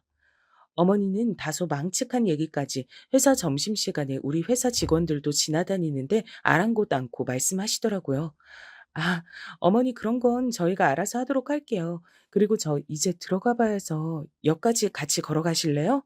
아이고, 넌 얘기 좀 하려면 금방 일어나재고 뭐 이렇게 보기 힘드냐. 내가 지하철을 타고 1시간 걸려서 여기까지 왔는데 다들 좀 기다리라고 해. 밥은 먹고 일해야 될 거 아니냐. 아, 저는 밥을 다 먹었는데 지금도 늦어서 들어가 봐야 돼요, 어머니. 그런데 어머닌 이때 들어가시는 내내 삐지셔서 말도 안 하고 지하철역 앞에서도 제 인사도 안 받고 들어가 버리셨어요. 그리고 여지없이 다음 날도 저한테 전화하셔선 회사 앞이라고 하시고 진짜 못 견디겠더라고요. 남편을 통해서 말을 전했더니 어머니는 그날 밤에 서럽다고 며느리가 아들 뺏어갔다고 울면서 전화하셨어요. 믿어지시나요? 내가 이런 취급받으려고 우리 명훈이 그렇게 힘들게 나와가지고 장가를 보낸 건지 딸년들도 오지게 말 안 듣고 나가고 나한테 남은 희망은 우리 명훈이 하나뿐인데 집 사주고 아들도 뺏기고 너무 서러워 죽겠다 진짜. 그런데 문제는 이 상황에서 남편은 제 편이 되어주지 않는 거예요. 제가 쩔쩔매면서 자기 엄마 전화를 1시간 넘게 받고 있는데도 피곤하다며 자러 들어가더라고요. 자기야, 저기 엄마랑은 잘 해결해. 난 도저히 엄마 통화 못 들어주겠어. 더 못 들어주겠으면 그냥 듣다 말고 끊어버려. 그래도 돼. 말은 저렇게 하지만 본인은 아들이니까 가능하지. 전 그렇게 하면 안 되잖아요. 그러니 계속 들어드리고 착한 며느리 역할 한답시고 주말에도 쫓아가고 남편은 옆에서 남일 보듯이 절 냅두더라고요. 안 그래도 된다니까. 그렇게 받아주다 보면 나처럼 못 벗어나. 엄마 전화 그냥 받지 마. 어떻게 그래? 어머니는 집도 절도 다 해줬더니 아들 부부가 자기 외면한다고 울고불고 난리야. 자기도 좀 어떻게 해봐. 내가 왜 그렇게 해? 어떻게 엄마한테 벗어났는데. 그냥 나랑 똑같이 엄마 연락 받지 마. 난 엄마가 징징거려도 그냥 무시한다니까. 이 말은 제가 남편 말을 들었어야 했는데 이 말을 무시하고 넘겼다가 사사건건 자잘하게 간섭을 받게 됐지 뭐예요. 게다가 어머니는 결혼한 지 1년도 안 된 저에게 계속해서 아기 얘기를 하시더라고요. 이 부분을 친구에게 상담했는데 대부분 아주 부정적이었어요. 심지어 이런 말까지 하는 친구가 있었답니다. 내가 결혼을 안 해봐서 하는 소리인 것 같기도 한데 니네 시어머니 정말 별론 것 같아. 내 주변에 결혼한 친구들 보면 그런 시어머니 만난 애들은 평생 그러고 살든지 아님 중간치 정신 차리고 갈 길 가더라. 뭔 말인지 알아? 정신을 어떻게 차린다는 거야? 시어머니가 저렇게 붙들고 안 놔주는데. 아고, 너 그런 식으로밖에 생각을 확장 못하면 답이 없다. 솔직히 네가 시어머니 말을 들어줘야 하는 법이라도 있어? 그냥 적당히 무시하고 울고불고 하든지 냅두라고. 네 남편도 그러라고 하잖아. 남편이 막아주던지 안 막아주면 너라도 선 그어야지. 그래서 안 되면 그래도 안 될 것 같은데? 그럼 어떻게 해야 되는데? 내가 남의 일이라고 쉽게 말하는 건 아니고 정말 진지하게 음. 이혼하는 게 맞을 것 같아. 나라면 그런 시어머니랑 매일 마주보고 못 살아. 숨 막혀서. 친구가 이때 꺼낸 이혼이란 단어는 저에게 너무 낯설고 무겁게 들렸어요. 나, 나는 이혼 못해. 이혼할 수 없어. 지금 환경이 바뀌는 것도 싫고, 우리 엄마 아빠도 어릴 때 이혼하셔서 나 평생 힘들게 살았어. 그게 아이한테 얼마나 큰 죄인지 알아? 그러자 친구는 안쓰러운 표정을 지으며 제 맘 안다는 듯 말을 하더라고요. 그거야 알지. 근데 너희 부모님이 널 생각하며 계속 불행하게 싸우면서 지내셨어도 힘들지 않을까? 우리 엄마가 참고 산 케이스인데 그래서 결혼이라면 지긋지긋해 하잖아. 그리고 너넨 애기도 없잖아. 남편이 적극적으로 말려주지 않는 데다가 너가 너무 힘들면 생각해보란 거지. 암만 그래도 나 이혼은 절대 안 돼. 남편이랑은 좋지도 나쁘지도 않게 잘 지내고 있는데. 그러니 친구는 더 말을 꺼내지 않았고 저도 그렇게 마무리를 했어요. 헌데 이후로 이어지는 어머니와의 관계에서 저는 점점 지쳐갔고 남일인 양 슬쩍 빠지는 남편 모습에 많이 실망스러웠답니다. 와중에 아기가 생기지 않으니 산부인과도 열심히 다녔는데 그 부분도 같이 노력해주지 않았어요. 이번 주에 나 산부인과 갈 건데 같이 가줘야 돼. 남편도 가서 들어야 할 얘기가 있고 혼자 가기도 싫어. 기분도 이상하단 말이야. 아, 근데 그렇게 서두를 거 있어?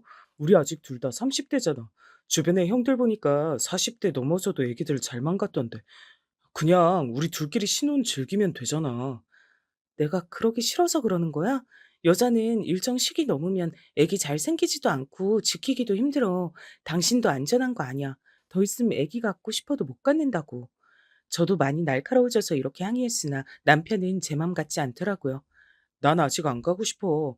나도 그런 데 가서 검사 받는 거 불쾌하고 기분 이상해. 정신경 쓰이면 자긴 다녀와. 그렇게 급할 거 없다니까. 생각보다 남편은 너무 관심이 없어 보였고 저도 점점 이 결혼 생활에 대해 의문이 생기더라고요. 왜 나만 남편을 사랑하는 것 같고 왜 나만 여러 가지 문제에 노력해야 되는 걸까요? 시어머니 문제도 임신 출산 문제도 전혀 호의적이지 않았어요.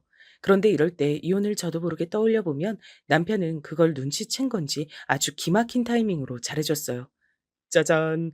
우리 오늘은 호텔 레스토랑 가서 분위기 좋게 식사도 하고 근처 백화점도 쇼핑하고 기분 내고 오자. 아휴, 평소에 잘해. 갑자기 이렇게 한 번에 카드 결제하듯이 다 몰아서 끝내려고 하지 말고. 정말이지 남편은 얼마간 절 서운하게 했다가 다시 저렇게 확 기력을 쏟아서 잘해준다던가 그런 강약 조절이 탁월한 사람이었어요. 부탁하지도 않은 선물들을 훅훅 안겨줄 때가 있었거든요. 그리고 이 무렵 땐 저도 너무 힘들고 지쳐서 어머니 연락을 안 받다시피 하고 있었고요. 어머니로부터 장문의 문자는 매일같이 오고 있었어요. 제가 대답을 안 해서 그렇지. 근데 이때 남편이 가방을 하나 사주면서 이렇게 말하는 거예요. 내가 표현을 못했지만 그래도 고마워. 우리 엄마 성화 다 받아줘서. 내가 봐도 우리 엄마 장난 아니거든. 누나들도 못하는 걸 자기가 받아주니까 얼마나 황송한지 몰라. 이 말을 들으니 전 또 마음이 약해져서 눈물을 흘리고 바보같이 어머니 연락을 또 받아들이고 그런 악순환을 살게 됐어요. 그리고 이제 저에게 불행이란 녀석이 아주 슬슬 스며들기 시작했어요. 네가 얼마나 선택을 잘못했는지 알기나 하냐는 듯 그렇게 쓱쓱 모습을 드러내더군요. 본래 제 남편은 신혼 초부터 엄청 자유로운 영혼처럼 다니긴 했었어요. 이번에도 야근이 있어서 늦을 것 같아. 중간에 어중간하게 차 끊기면 대리 부르기도 그러니까 아예 이번엔 부장님이랑 밖에서 모텔 잡고 밖에서 자고 오려고. 당신은 먼저 자. 저도 초반엔 뭘 잘 몰라서 그러려니 했지만 갈수록 이렇게 외박하는 날들이 늘어나더라고요. 어머니한테 시달리는 시간 동안 이 사람은 집에 없고 그러다 보니 점점 의심이 생겼어요. 그래서 새벽까지 안 자고 기다렸다가 술에 떡이 돼서 들어온 남편을 지켜봤고요. 이때가 아마 결혼한 지 한 9개월쯤 됐을 거예요. 몰래 핸드폰을 열었는데 저희 남편은 통화 녹음이 되거든요. 통화 내역에 모르는 핸드폰 번호가 있길래 한번 조용히 들어봤답니다. 그리고 저는 그 내용을 듣고 깜짝 놀랐어요. 오빠, 그래서 언제 또 우리 가게 올 거야? 다음엔 가게 말고 밖에서 만나자, 응? 그래, 나도 우리 예쁜이 보러 또 가야지. 다음엔 부장님 빼고 혼자 갈게. 근데 이쁜이 진짜 밖에서도 나 만나주는 거야? 이런 식의 지저분한 대화가 오갔고 잠깐 숨을 훅 들이마신 저는 심장이 쿵쾅거리는 게 느껴졌어요. 얼른 제 핸드폰으로 이런 내역을 옮겨서 보내던지 했었어야 했는데 그런 것도 못하고 바보같이 그냥 듣고 있었답니다. 바로 남편을 깨우려다가 말은 못하고 혼자 머릿속으로 괴로워하며 얼마간 남편의 동향을 살폈어요. 그런데 와, 이 인간 정말 대단한 게요. 크리스마스에도 외박할 계획을 세우더군요. 회사가 진짜 한시도 날 놔줄 줄을 모른다니까. 이번에 크리스마스에도 1박으로 여지없이 일하러 가야 돼. 당신은 너무 적적하게 보내지 말고 내가 중간중간 전화할게. 아, 또 우리 엄마 전화 오면 진짜 받지 마. 어? 괜찮다니까. 이런 모습을 보고 전 일순간 너무 슬퍼져서 참지 않고 남편에게 곧장 터뜨려 버렸어요. 그리고 전 순진하게도 남편이 바로 인정하고 사과할 거라고 생각했었답니다. 진짜 회사 일 때문에 가는 거 맞아? 그럼 지금 당장 부장님 전화번호 나한테 줘봐. 내가 전화해서 여쭤볼 테니까. 에? 뭐야? 당신 갑자기 왜 이래 무섭게? 부장님한테 전화해서 우리 남편 진짜 회사 일로 이날 쉬는 거 맞냐 물어보게? 나 솔직히 마음이 별로 안 놓여. 당신 왜 그렇게 요즘 밖으로 돌고 안 들어와? 부장님께 그냥 물어보면 끝이잖아. 빨리 나한테 핸드폰 줘봐. 그런데 남편은 아주 기이할 정도로 화를 내더라고요. 당신 진짜 웃긴다. 이런 걸로 전화한다고? 내가 얼마나 개망신당할지 상상도 못하나 보다. 똑같이 회사 생활하는 사람이 왜 그래? 부장님이 맞다고 확인시켜준 다음에 그 다음 내 입지는 회사에서 뭐가 되는데? 이렇게 나오니까 저도 할 말이 없는 거예요. 어쩜 저렇게 당당하게 나오는지. 제가 그 전에 받은 내역이 없었으면 넘어갈 뻔했다니까요. 약간 당황했다가 다시 곧장 따졌어요. 당신 내가 아무것도 모르고 그냥 그러는 것 같지? 나 이미 알고 있어. 아무리 신혼이라지만 아니 신혼이라 그런 거야? 남들은 신혼이라면 더 끼가 쏟아지고 붙어 있는데 당신은 대체 나랑 뭐 때문에 결혼했어? 뭐 때문에 그렇게 말이 장황해 지금? 무슨 말을 하고 싶은 거야? 결국 저는 안 참고 남편에게 오픈해버렸고 생각해보면 이때 너무 일찍 증거를 오픈해버린 것 같아요. 누구긴 누구야. 술집의 미영이. 그 여자랑 크리스마스 때 놀기로 한 거 아니고 어떻게 당신은 신혼의 아내한테 이런 말까지 하게 만들어? 남편은 이때 얼굴 언저리가 엄청 빨개지더니 마구 성질을 내는 거예요. 전 이런 모습의 남편을 처음 봤어요. 와, 씨. 너 뭐야? 뭐 하는 애야? 왜 남의 핸드폰을 보고 그래? 어? 그거. 그리고 아니야. 나랑 상관없어. 이런 식으로 말도 안 되는 변명을 하던 남편은 나중 돼서야 자기 편한 쪽으로 말을 하더라고요. 아, 정말 그때 하도 부장님이 부축해서 간 것뿐이야. 그러면서 우리 부장님은 애가 둘인데 거기서 어중간하게 우리한테 막 윽박지르잖아. 부장님은 머리 아파하고 난 그것 좀 덮어보려고 그 술집 여자 좀 달래보려고 그렇게 말한 거라고. 이렇게 말하고 빠져나가니 저도 그 통화 내용 말곤 특별히 뭐 가신 게 없다 보니 더 밀어붙일 수가 없었어요. 그런데 남편이 먼저 이렇게 말하는 거예요. 그리고 당신 진짜 실망이다. 그렇게 날 의심하면서 어떻게 살래? 이게 무슨 결혼한 부부야? 뭐? 신혼의 아내한테? 난 밖에서 당신이랑 잘 살아보려고 열심히 일하는데 그런 의심이 나고 나 진짜 답답해서 삶의 보람이 하나도 없다. 뭐하러 결혼했나 싶어. 그러면서 점점 제가 두려워하는 쪽으로 결론을 내서 말하는 거예요. 암만 생각해도 당신이랑 나는 서로 같은 길 가기 힘들 것 같아. 저번에 그랬지? 어떻게든 아이 갖고 싶다고. 하지만 난 아직 갖고 싶은 생각 없어. 이렇게 신뢰가 없는 상태에서 만들기도 싫고. 애 아빠 될 자신이 없다. 그런 상태로 애가 태어나는 건 죄야. 뭐라고? 지금 무슨 말 하는 거야? 잘못한 건 당신이야. 이렇게 당당할 일이야? 남편은 이때 뭐랄까, 말 나온 김에 잘 됐다는 어투로 느껴지더라고요. 그러면서 꿋꿋하게 충격적인 선언을 했어요. 우리 이혼하는 거 어때? 그것도 난 방법 중에 하나라고 생각해. 서로 더 잘 살고 행복하기 위해 결혼했지만 그보다 더 좋은 방법이 있으면 고민해보는 거지. 난 나쁘지 않다고 보거든. 암튼 생각해보고 내 개인정보는 더 이상 그렇게 몰래 보지 말아주라. 솔직히 당신 무서워. 이러면서 냅다 나가버린 남편을 보고 저는 본전도 건지지 못하고 당한 느낌이 들었어요. 남편이 울면서 제 발 앞에 꿇어 엎드려서 사과를 해도 모자랄 판국에 왜 저렇게 당당한 것일까요? 게다가 저는 어디 하나 뚜렷하게 기댈 곳도 없었고 그냥 바보같이 남편의 뜻에 맞춰 조용히 참고 있었어요. 다행인지 불행인지 이달에도 임신은 안 돼서 포기하고 있을 때였고요. 그러고 남편은 더더욱 저랑 연락이 잘 안 되었고 아예 대놓고 외박하고 따로 돌더라고요. 저도 바보같이 어머니에게 이런 사정을 털어놓고 위로를 받고자 했는데요. 진짜 어림도 없는 소리였어요. 뭐라고? 명훈이가 술집을 드나들어? 여자가 있는 것 같더라고? 걔는 그럴 애가 아니야. 지 애비는 옛날에 기집질 좀 해서 내 속을 썩였지만 명훈이는 내 피가 있잖냐. 좌우지간 절대 그럴 놈이 아니야. 네가 너무 예민한 거야. 하지만 제가 증거로 다 들었어요. 그 뒤로 집도 잘 안 들어오고 이혼하재요. 전 어떡하면 좋아요, 어머니.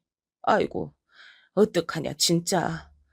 어머니는 이때는 아들 부부가 이혼할까 봐 걱정하시는 듯 했지만 역시 팔은 안으로 굽더라고요. 글쎄 얼마 뒤에 이런 내용으로 전화를 걸어오신 거예요.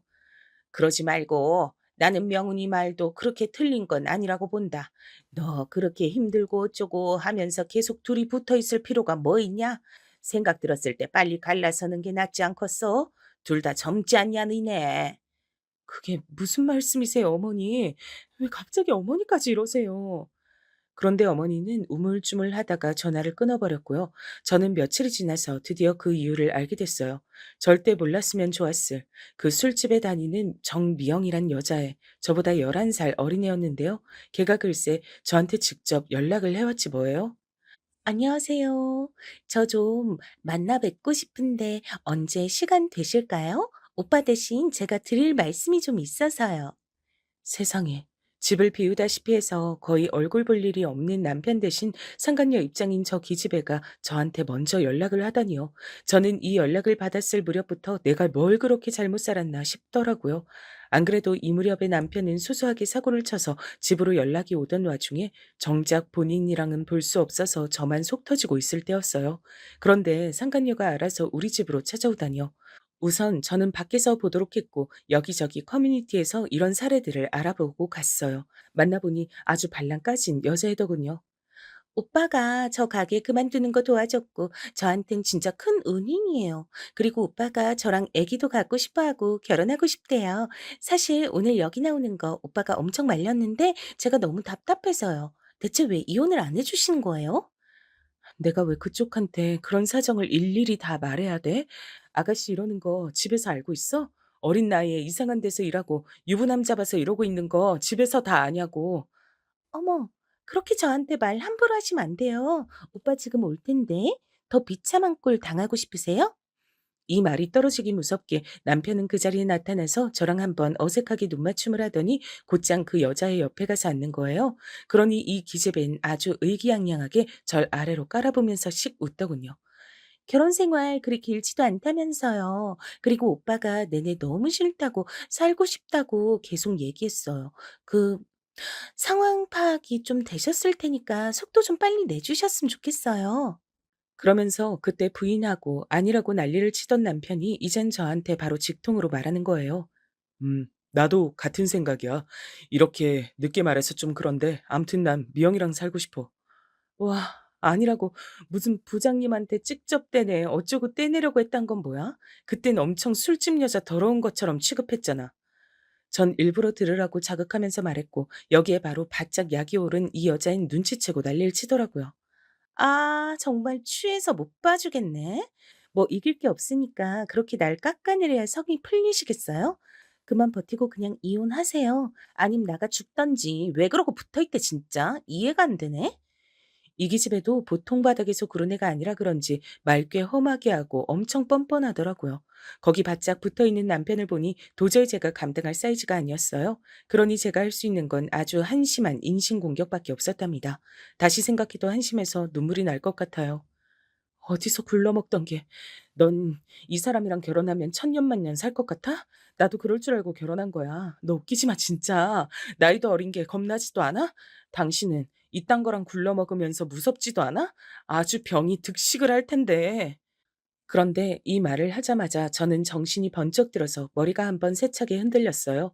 남편은 처음에 여기 들어오는 것도 멋쩍어서 쭈뼛쭈뼛 들어왔던 주제에 저 말 한마디에 확 열이 올라버린 거예요. 그 상간녀, 어린 술집 여자애를 지킨다는 대단한 정의심에 불타올라서 제 얼굴을 지 멋대로 손대버린 거예요. 입 안 다물어? 니까짓 거랑 비교가 안 되는 애야. 좋게 끝내주려고 했더니 계속 그렇게 입으로 매 벌지 말고 좋은 말 할 때 당장 제 발로 걸어 나가. 더 험한 꼴 보기 전에. 이 상황만 보면 누가 보면 제가 무슨 평온히 잘 지내는 커플 돈이라도 떼먹고 사기치는 여자 같지 않나요? 정작 신혼 초부터 허세 들려서 여기저기 비덕고 다니고 있던 남편에 대해 이제서 알게 된 건 저인데 말이에요. 하지만 여기서 이 불나비 같은 것들한테 뭔가 더 말해봐야 아무 소용도 없겠더라고요. 남편은 제가 그 여자에게 더 뭐라고 하거나 손댈까봐 신경이 쓰였는지 바로 일으켜 세워서 안고 나가지 뭐예요. 저만 비참하게 남아서 그 카페 안에 남아있던 많은 이들의 눈짓을 받았죠. 그리고 전 일어나 터벅터벅 걸어나가면서 친정 아빠에게 전화를 걸었답니다. 아빠, 나 결혼이 재미가 없다. 이혼하고 싶은데 이혼해도 될까? 딸, 왜 그래? 무슨 일 있었어? 김서방이랑 뭐가 안 좋아? 재미가 없어서 이혼한다니 그게 무슨 말이야? 아빠는 일하다 말고 심장이 콩 하고 내려앉으셨는지 목소리가 막 둥둥 떠 있으시더라고요. 그런 모습을 보니 평소에 아빠의 허둥지둥한 모습들이 상상되어 저는 억지로 울음을 삼켰어요. 남자 홀몸으로 이혼하고 날 이렇게 키워서 서울로 보내줬는데 그런 딸이 이혼하고 돌아오면 우리 아빠 얼마나 우울할까요? 꾹 참고 아빠에게 물었어요. 아빠, 아픈 건 괜찮아? 나 그냥 농담한 거야. 병원은 꾸준히 가고 있지? 나이 70이 넘어서 이제 다 조심해야 되잖아. 아이고, 너 진짜 그런 장난 두 번 다시 치지 마라. 아빠 너무 놀래서 기절할 뻔했어. 노인네 그렇게 놀리면 못 쓴다. 아빠는 어지간히 놀라셨는지 연신 숨을 내쉬시는데 그런 모습을 보고 쉽게 이혼을 결정하기 힘들더라고요. 물론 이런 사정을 알면 당연히 이혼하라고 하시겠지만 그러면서 아빠 마음이 얼마나 썩어 문드러지겠어요. 전 그 누구에게 이런 상황을 말하지 못하고 열심히 바람과 외도, 불륜 등에 관련된 사례들만 인터넷으로 찾아보고 있었답니다. 앞만 봐도 저에게 그다지 득될 게 없더라고요. 그러면서 제가 이혼을 안 하고 버티고 있으니 이런 상태로 어느새 시간이 1년이 더 갔어요. 집은 이미 남편 명의로 살고 있었고 그 인간은 그년이랑 살림을 차렸고 저도 돈을 벌고 있으니 버틸 수는 있었는데요. 진짜 왜 저러고 살았을까요? 그 시간 동안 멍청하게 기다리고 참기만 한 게 아니고요. 그 기집애한테 문자로 괴롭힘까지 당했는데 말이에요. 몇 개 소개해 드려 볼게요. 이제 언니라고 불러도 될까요? 대체 언제 이혼해 주실 거예요? 보니까 저 상간녀라고 쉬워서 엿먹이고 싶으신 것 같은데 저 그런 거 겁 하나도 안 나거든요. 그리고 그러면서 본인 나이만 먹고 애도 없는데 사랑도 없는 결혼을 왜 유지하려는 거예요? 안 비참해요? 나 같으면 진짜 그러고 사느니 죽겠다 정말. 전 처음에 이 문자를 받았을 땐 뒤에서 숨어 있는 남편이 너무 비열하게 느껴져서 같이 막 따지는 문자를 보냈어요. 겁도 없이 이런 문자 당당하게 보내놓고 너 무사할 줄 알아? 내가 증거 다 모아서 고소하고 너한테 책임 물을 거야. 좋은 말 할 때 입 닥치고 꺼져. 어머, 너무 무서워서 기절하겠네. 싫은데요? 우리 오빠랑 행복하게 신혼 놀이하는 거 매일매일 언니한테 보내드릴 거예요. 그니까 눈치가 있으면 언니나 좀 꺼져주세요. 그러면서 이 기집엔 정말 악랄하게 한 달에 두어 번 정도 꼭 저한테 이상한 문자들을 보내더라고요. 저렇게 윽박 지르던 것과 달리 지도 캥기는 게 있었는지 사진 같은 건 안 보냈고요. 그냥 헤어져 달라는 문자를 계속 보냈어요. 그러던 차 그렇게 저한테 집착하고 못 살게 굴던 우리 어머니 말이에요. 어머니가 저한테 먼저 찾아오셨지 뭐예요. 그래서 뭐라고 하셨게요? 그래, 저기, 너 이 집에서 언제까지 이러고 있을 거냐? 너 이거 정신병이야. 병원 가봐야 되겠더라. 네 친정아빠한텐 내가 연락하는 게 좋겠냐? 아니, 갑자기 오셔서 대체 그게 무슨...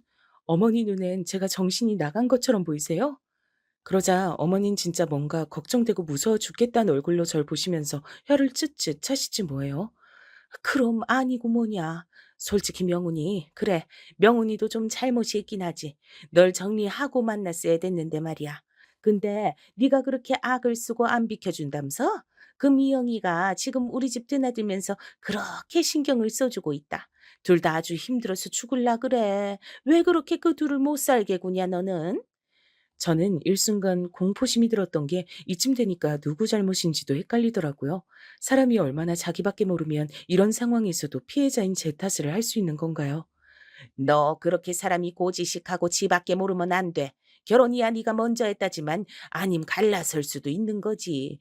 너랑 명훈이 사이에 새끼가 있기라냐 뭐라냐. 미영이 말로 명훈이 그 녀석이 내가 걱정할까 봐 말을 못했다더라. 결혼 생활 내내 지옥이었다던데. 아, 저는 이 말을 듣고 있는 제 자신이 너무 싫고 혐오스러워지더라고요. 어쩌다가 이런 상황까지 와서 이딴 것들한테 이런 취급을 받고 있는 건지. 그래요, 제 잘못이 맞더라고요. 오기로 이런 집을 붙들고 있어봤자 이런 흉물스러운 멍청이 취급이나 당할 뿐이었어요. 그러면서 어머니는 막판에 이렇게 제 가슴에 대못을 박으셨답니다. 그 죄를 진짜 어찌하시려고요. 아무것도 없이 시집 오는 걸 나는 우리 명훈이한테 잘해주라고 허락해 준 건데. 사실 나도 너 마음에 어지간히 안 들었어. 애가 무뚝뚝하고 살갑지도 않고 지금 미영이는 그렇게 살갑고 이쁘게 굴면서 자란다. 명훈이도 얼굴이 훌쩍 폈어. 너 명훈이 얼굴 보고 지낸 지 얼마나 됐냐? 그게 무슨 남편 짤이야? 언제까지 그렇게 머저리처럼 못되게 굴 거냐? 저는 이때 한숨을 푹푹 쉬다가 결국 이렇게 말했어요. 이번 달 안으로 다 정리하고 나갈게요. 그니까 나가주세요. 나가시라고요. 이렇게 된 바 어머니도 뭣도 아니니까 저는 무조건 격하게 손짓을 하면서 밖으로 내보냈어요. 그리고 천근만근 무거운 짐을 달고 그 끔찍한 이혼을 결국 해내게 됐답니다. 이혼하고 법원을 드나드는 동안에도 남편과 그 기집엔 팔짱을 끼고 같이 다녔고요. 저도 참 그렇게 세상 다정한 남편인지 그때 옆으로 보면서 많이 배웠던 것 같아요. 이후로 아빠에겐 한참 뒤에 오픈했는데 너무 가슴이 아픈 게 아빠가 이때 우셨거든요. 어떻게 그런 일이 있었으면 아빠한테 이렇게 늦게 말했냐? 네가 혼자 얼마나 힘들었겠냐? 아빠는 이걸 몰랐던 게 너무 미안하다. 이놈의 김서방 새끼를 그냥. 아빠, 이미 이혼한 지 몇 달 됐어요. 난 나대로 잘 살아갈 테니까 나 진짜 괜찮아. 잘 살게. 걱정하지 마. 그런데 아빠가 주방에서 슥 돌아선 채로 어깨를 들썩이면서 흐느끼시는데 가슴이 찢어질 것 같았어요. 저보다 아빠에게 우울감이 더 심하게 찾아온 거로 이것 때문에 걱정이 이만저만 아니었어요. 예전에 직장 동료가 해준 말이 있었거든요. 우리 엄마가 연세가 많으신데 하도 아버지가 사고치고 속속에서 우울증 심해지고 그러다가 치매 오셨어. 누나들이랑 나랑 지금 번갈아 가면서 돌보는데 힘들어 죽겠다. 그렇다고 요양원 보내드리기엔 그것대로 짠하고. 그러다가 정말 엄마 돌아가시면 얼마나 후회할까 싶고. 인생 진짜 잔인해. 그러니 전 아빠 마음을 풀어드리고 싶어서 애써 시간을 보내고 그러고 있었는데요. 이 와중에 한참 시간이 지나 모든 산통을 깨뜨린 일이 있었답니다. 이때 저에게 모르는 번호로 전화가 한 통 걸려왔는데 처음에 누군가 했는데 받고 나서 알게 됐어요. 여보세요? 안녕하세요. 저예요, 미영이. 잘 지내셨죠? 누구? 어머 세상에. 뭐야? 미친 거 아니야? 어디라고 전화를 걸어? 제 전화번호 바꿔서 전화해 본 건데 역시 그전에 차단해 두셨던 거 맞네요. 어쩐지 아무리 전화해도 안 받으시더라니. 돌았어? 무슨 정신으로 나한테 연락하고 난리야. 이혼한다고 별 주접들을 떨 때는 언제고. 다신 연락하지 마. 한 번만 더 전화하면 가만 안 있을 거야. 이 말을 하는 데에도 저는 막 턱이 떨리고 이가 따다닥 부딪히는 게 느껴졌어요. 정말 진짜 정신병자가 누군지 이 인간들은 진짜 모르나 봐요. 끔찍한 피해를 입혀놓고도 어떻게 가해자가 먼저 연락을 해가지고 속을 뒤집어 놓을까요? 심지어 전화만 건 게 아니라 우리 회사 앞에 찾아왔지 뭐예요. 그건 어머니 아니면 남편이 알려줬을 텐데 말이에요. 잠깐 나와보세요. 저 드릴 선물이 있거든요. 요 앞에서 기다리고 있으니까 얼른 나오셔야 돼요. 바빠서 얼른 가봐야 되거든요. 뭐야? 너 진짜 가만 안 둬? 너 거기서 딱 기다려, 이 미친 거사. 저는 이때 거의 이성을 잃다시피 해서 엘리베이터도 아니고 회사 계단으로 뛰어내려가다가 잠깐 멈춰서 숨을 몰아쉬었어요. 사람이 이렇게 피가 말라서 화병으로 죽기도 하겠구나 싶더라고요. 우선은 숨을 고른 뒤 인연한테 할 말을 머릿속으로 정리하면서 다시 찬찬히 내려갔어요. 회사 로비 입구에서 기다리고 있던 그녀는 아주 화려하게 꾸미고 나타나서 생글생글 웃고 있는 거예요. 어머, 생각보다 멀쩡하고 좋은 회사 다니네요. 그러게, 이혼하고 얼굴 너무 좋아 보인다. 진즉 그러고 살았으면 얼마나 좋았겠어요? 주접 떨지 말고, 여기 왜 온 거야? 할 말 있으면 빨리 말해. 여기서 쫓아내기 전에. 아이, 참, 성질 대단하시다, 진짜. 그러다가 우리 오빠한테 얻어 맞아놓고 여전히 맷집 좋으신가 봐요. 됐고, 이것부터 얼른 받아보세요.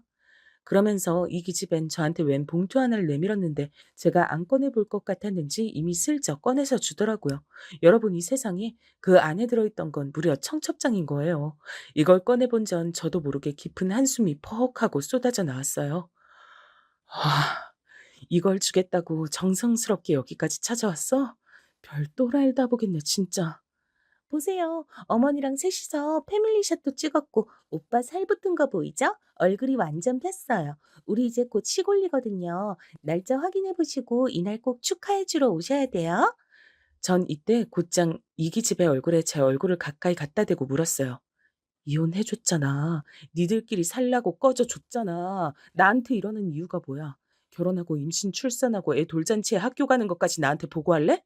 나한테 대체 무슨 억하심정이 있어서 그래? 진짜 돌아버린 거 아니야 너? 그러자 얼굴을 쓱 빼더니 눈은 굳어있고 입만 귀까지 찢어가며 억지 웃음을 짓더라고요. 그렇게 뱉는 말에 저는 정신이 훅 들었어요. 뭔가 얻어맞기라도 한 것처럼 말이에요. 와, 전 이렇게 여자로서 매력도 없고 멋도 아닌 여자한테 그딴 말 들었던 게 정말 잊을 수가 없거든요. 오빤 정말 짐승 같은 여자라고 신경 쓰지 말라고 하지만 전 정말 그쪽 제대로 엿먹여주고 싶어요. 아, 진짜 내가 얼마나 어디까지 널 참아줘야 되겠냐? 여기까지 뱉고 저는 더 말이 안 나와서 이젠 눈물이 막 솟으려고 하더군요. 게다가 나한테 사과도 안 했잖아요. 뭐라고 했더라? 뭐 여기저기 굴러먹어? 진짜 어이없는 미친 아줌마 같으니라고. 다물고 그날 우리 결혼식 와서 본인 주제나 다시 한번 확인해봐요. 그 드럼통 같은 몸통에 얼굴은 주름이 그득해가지고 나한테 그딴 말들을 했던 거. 정말 이 기집애는 밑도 끝도 없이 인신공격을 해댔고 저도 더 이상 참을 이유가 없었어요. 이런 말까지 할 이유는 없었지만 이 말 못하고 내보내면 저는 잠을 못 잘 것 같았어요. 다시 이 기집애를 보고 살 이유도 없고 연락은 두 번 다시 하고 싶지 않았거든요. 그래서 완전히 골로 보낼 생각으로 그간 차마 건네지 않았던 말을 다 모아서 전했답니다. 그래, 너무너무 축하해. 결혼 꼭 하고 청첩장 주러 왔는데 난 못 가겠다. 사기 전과 시범인 놈 얼굴을 또 들여다볼 일이 없거든.